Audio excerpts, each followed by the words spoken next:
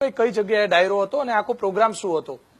Programme Mukteshwar Mahadev પાલનપુરથી 20-25 kilometre દૂર એક જંગલમાં જગ્યા છે, ત્યાં કાર્યક્રમ હતો.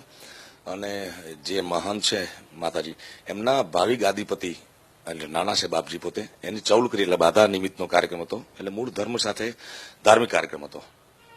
ખાસ કરીને એની અંદર 2000ની નોટો આપણે પણ ઉલ્લેખ કર્યો છે કે પૈસા ઉડી રહ્યા છે. સામાન્ય રીતે તમારા કાર્યક્રમમાં પૈસા કરોડો રૂપિયા ઉડતા હોય છે. પેલા પણ આપણે જોયું છે કે લોકો જયારે તમે ગાવાનું ચાલુ કરો ત્યારે કરોડો રૂપિયા, લાખો રૂપિયા ઉડતા થઈ જાય છે. કાલાવડના એક ડાયરામાં પણ આવી એક ઘટના બની હતી.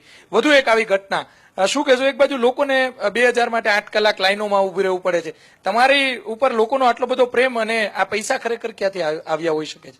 પૈસા ક્યાંથી આવતા હોય છે એ તો મને ખ્યાલ નથી, કારણ કે પણ ધર્મ જગતમાં જે પણ કાર્યક્રમો થાય છે કે ધાર્મિક ભાવના ગુજરાતની, મારો ફેસબુક ઉપર વિડીયો મૂકવાનું કારણ માત્ર ને માત્ર આ હતું કે દુનિયાને ખબર પડે કે ગુજરાતની પ્રજા કેટલી ધર્મ સાથે જોડાયેલી છે. જ્યારે પણ ધાર્મિક કાર્યક્રમ હોય છે ત્યારે ગુજરાતની પ્રજા, આપે જ કહ્યું કે ઘણી વાર કરોડ, 2 કરોડ, 5 કરોડ.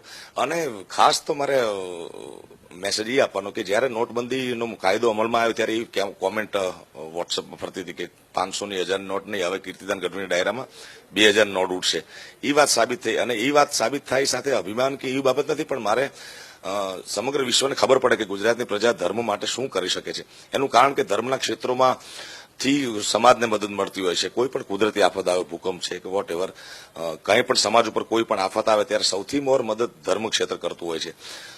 અનાથ બાળકો માટે, વિધવાઓ માટે, બાળકોની ફી માટે, સ્કૂલ માટે, હોસ્પિટલ માટે, આવી બધી જાત જાતની મદદ ધર્મ ક્ષેત્રમાંથી કરતી હોય છે. અને ધર્મ ક્ષેત્ર લોકોના દાન પુણ્ય ઉપર ડિપેન્ડન્ટ હોય છે. તો એવા તો હજારો સેવકો હોય, ક્યાંથી નોટ આવી એ તો મને ખ્યાલ નથી.